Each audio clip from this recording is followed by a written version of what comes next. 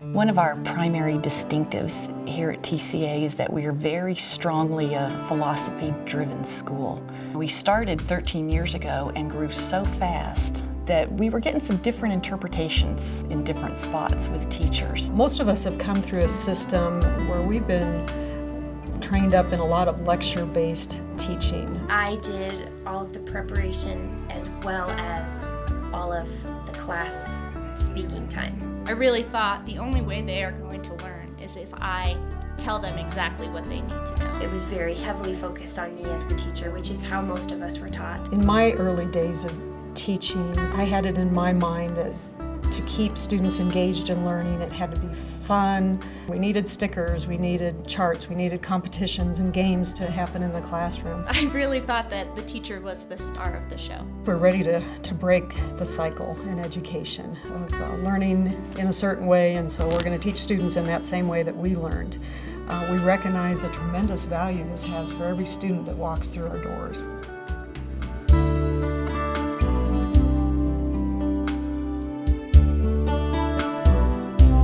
If you have come from a pretty traditional school, you have got great things to bring to us. As we think about how to make our philosophy live in our classrooms, we as an instructional team have this desire to come alongside you to help you not only understand the big picture of this TCA philosophy, but also to help you understand what it looks like on a day-to-day basis. When we look at students, we recognize they're an amazing human being, each and every one of them. This is a relationship with a person that we have, and we want to come around that learning together. As a teacher, I don't think we often give students enough credit for what they're capable of. We don't focus on their limitations, we focus on their potential. My focus has shifted into more what can I find that will draw those types of responses out of them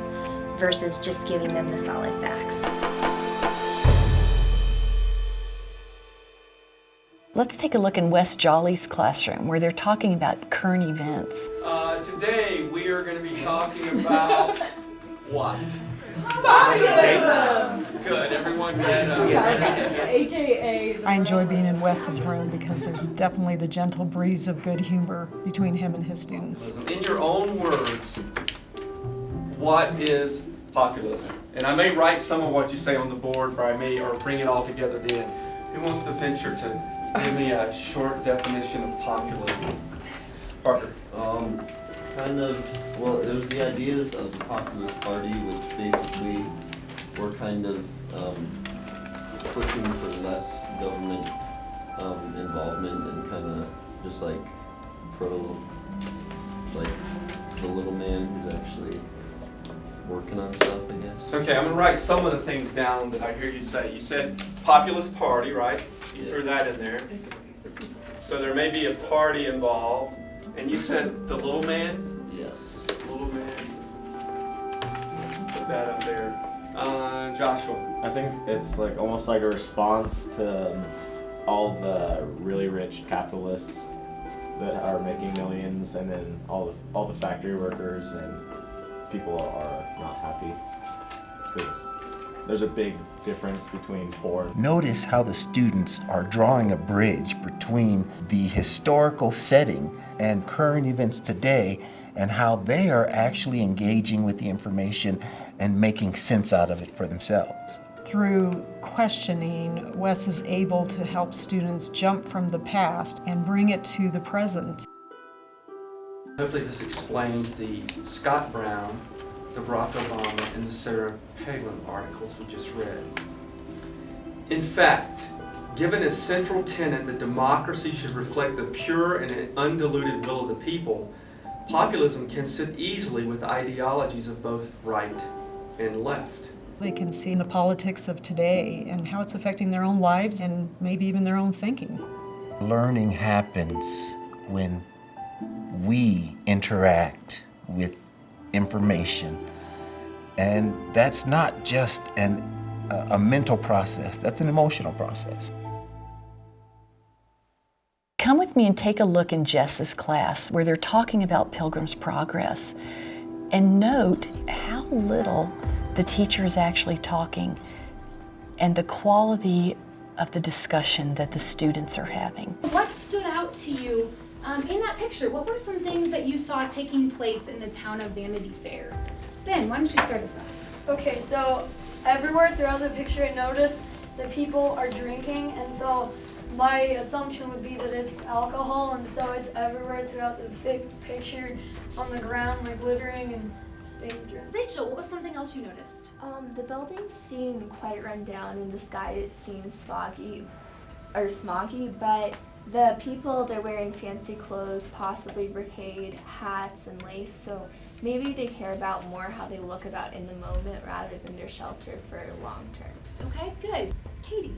On the smaller picture, I noticed like on the left side there's a bunch of like toys and sticks and things that seem to be sold, and so I thought people were buying things that seemed pretty meaningless. Buying things that seem meaningless. Yeah, I don't know if you can tell what these are in the picture, but what are some of those toys? They look like toys. What are they? Betty? They're like masks and canes and hats and random useless things. Yeah. Does that remind anyone of a certain place in our society? Did anyone make a connection to a place in our society? Mm-hmm. New Orleans. Do you remember what that's called? Mardi Gras, okay? Talk to me a little bit about the pause time that Mrs. Brown gives you when she just stops.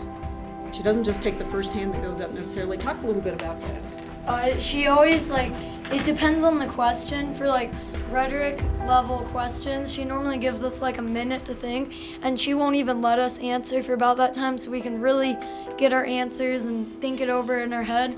And then there's other questions where we can take, like, 2 seconds to find it out, and those are just kind of basic common knowledge questions. When Miss Brown picks on different people, like sometimes we use note cards if we're doing rhetoric or logic or grammar level questions. It really helps when you know that everyone is participating and that everyone has ideas to share. Would anyone like to just add their thoughts that hasn't been able to do so?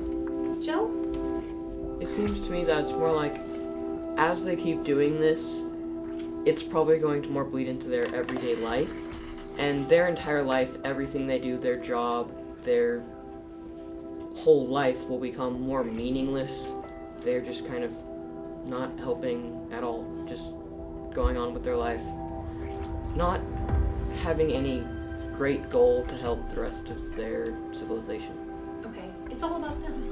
I really like having the time to discuss because I just really enjoy debating and sharing ideas. I'm able to keep it with me a little bit more when I share my ideas and I hear other people share theirs.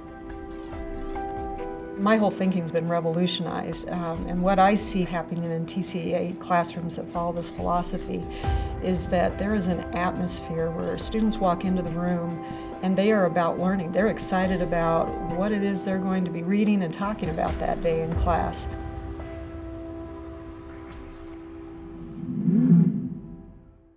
Math typically is seen as one of those difficult, unapproachable subjects.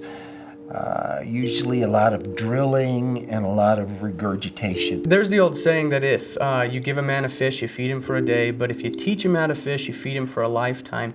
And I really feel that those two scenarios accurately depict the traditional math classroom and a math classroom here at TCA.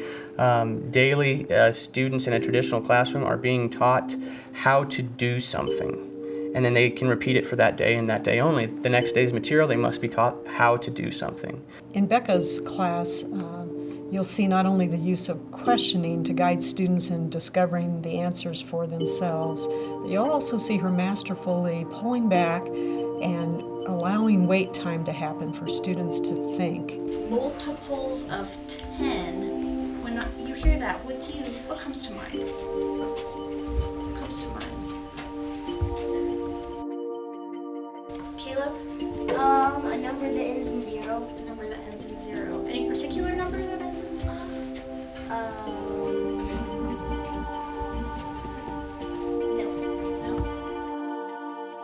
Giving the students the opportunity to wait, letting them think, it's very hard to transition to that. If you're going to ask students to interact with math in a real way, there is always going to be a level of tension, and it's going to vary with the students, it's going to vary with the type of problem you've asked them to do, but it's a very healthy thing and a very beneficial thing for students to learn how to wrestle with something that is a challenge to them, and to do so successfully and to do so with the right kind of attitude. Adding the aspect of narration into my math lessons, having them do a lot of retelling, and asking those open-ended questions, not just a yes or no, and not being satisfied with just the answer, but how did you get the answer, and why did you come up with that answer? Using what you know already about multiples of 10, what do you think the multiples of 100 are going to be? What do you think, Caleb? 100, 200, 300, Yeah. Multiples of 100 are going to be 100, 200, etc. In a math classroom here at TCA, I am working hard to teach students how to think mathematically. I've stepped back to think, okay, what are some key questions that I could ask so that I know that they understand what I'm talking about, instead of me going up like today and saying, rounding to the nearest 100 means, and giving my spiel and going through and kind of walking through a problem for them. I think it's important that they are walking through it either alongside me, like a facilitator of it, or walking through themselves and me guiding them along to say, okay, we're going in that right direction. What else do we need to fulfill this? As I pose a problem today and they think through that, tomorrow as I pose a different problem, I'm not having to show them what to do. They then use the resources they've learned from the previous problem to solve it. And so I'm constantly teaching problem solving, not how to do something. Focusing more on the art of learning, the students are really able to retain more information instead of recite years and dates and information. They really have a connection with what we're talking about.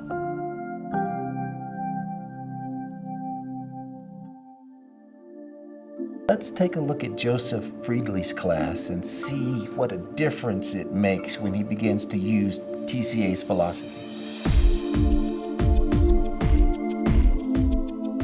How would we rewrite number 2? We're not solving. How would we just rewrite it? Go ahead. The cube root of 125. Good, the cube root of 125.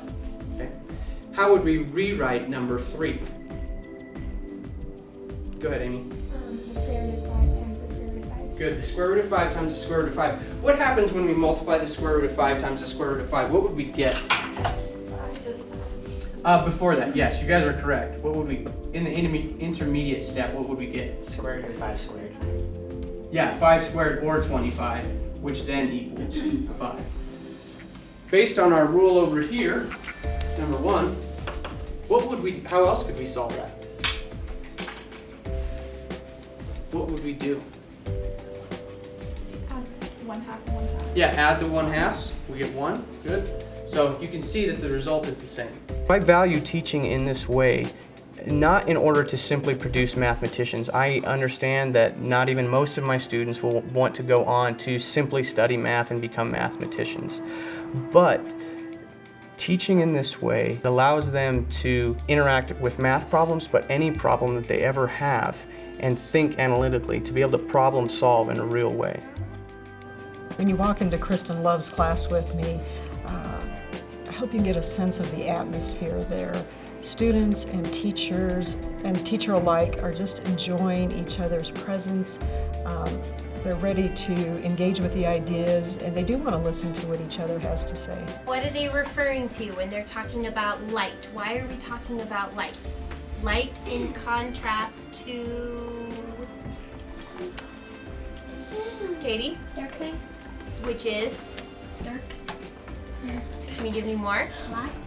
Yes, the black thing. And what did we learn earlier in the book that the black thing really is? Black thing is actual what, Brenna? Evil. Evil. Very good. Pure evil. So we're now starting to figure out, why are we fighting the dark thing? How do we fight it? Who's involved? You can really put your opinion out there instead of having to raise your hand and wait. And you can just put your opinion out, and I think that's cool. And as just a bit curious of what you guys would do if you were in Mrs. What's-It position when your friend is begging to you to do something and you don't want to do it. And if it's like her little brother who's stuck there, well, it says that like she can't do anything there, but I'd at least try to help them, and even if I couldn't, I'd keep going until he was safe. Did you notice the students' eagerness to share something that they knew that they had a contribution to make in the class and that they were going to be respected for that?